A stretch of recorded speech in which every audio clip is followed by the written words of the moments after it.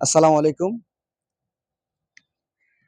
কক্সবাজার কণ্ঠে আপনাদেরকে স্বাগতম। আমি এখন অবস্থান করছি কক্সবাজার ধানমন্ডি ৩২ নম্বরে। স্বৈরশাসক ভারতে যিনি পালিয়ে গিয়েছেন শেখ হাসিনার শেখ হাসিনার বাড়িতে। যেখানে বাড়ির নিচে আয়নার ঘর তৈরি করা হয়েছে কয়েক তলা। আমরা এখন আপনাদেরকে সরাসরি সেটা দেখানোর চেষ্টা করব। আপনারা আসতে পারেন। দর্শক দেখবেন কিভাবে যে ওনারা পরিকল্পিতভাবে একটা আয়নার ঘর তৈরি করেছেন। এটা হচ্ছে নতুন ভবন। আপনারা আমরা যেটা যাচ্ছি এটা হচ্ছে নতুন ভবন আয়নার ঘর। নিচে একতলা দেখা যাচ্ছে, জি এই একটা, এরপরে আরেকটা দেখতে পারবেন। দেখেন নিচে নিচে অনেক তলা ভবন, অনেক আয়নার ঘর করেছে। নিচে একদম অনেকটা জায়গা রয়েছে। আমরা নিচে একটু গিয়ে দেখাচ্ছি।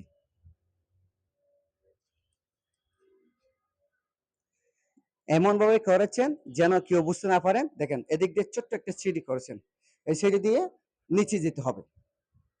একদম অন্ধকার। দেখেন আমরা আরেকটা নিচে আর তলায় নিয়ে আসছি, চলে আসছি। দেখেন একদম অন্ধকারে, এখানে ভয়ে কেউ আসতে চাই না।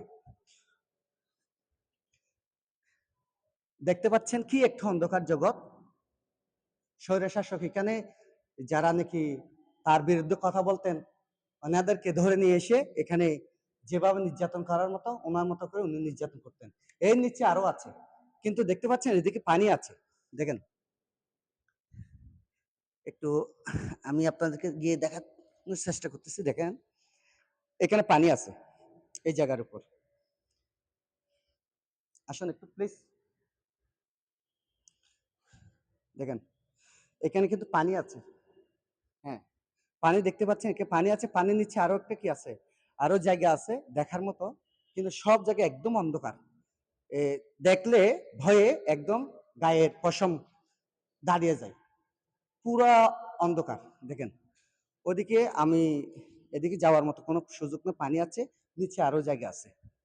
এই সেই ছিল তার আয়নাঘর। পরিকল্পিতভাবে এটা তৈরি করেছেন যেন মানুষদেরকে শেখ হাসিনার বিরুদ্ধে, আওয়ামী লীগের বিরুদ্ধে যারা কথা বলবেন তাদেরকে যেন এই জায়গার মধ্যে এনে গোপন ভাবে রেখে তাদেরকে হত্যা করবেন বা বন্দী করে রাখবেন, সেই উদ্দেশ্য ছিল বলে মনে করেন সচেতন মহল। ধন্যবাদ, ভালো থাকবেন।